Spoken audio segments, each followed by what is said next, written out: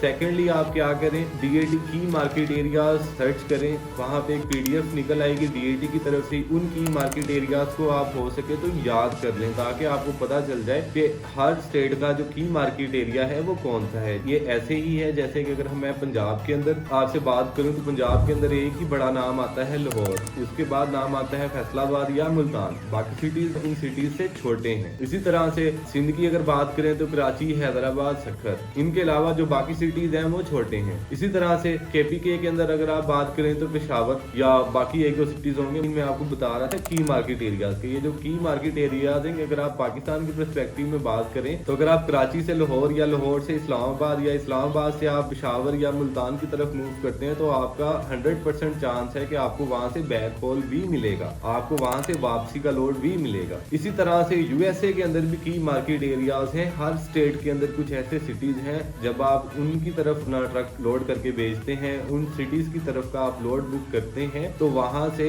आपको 100% back whole मिलता है और वहां से आपको रेट भी अच्छा मिलता है।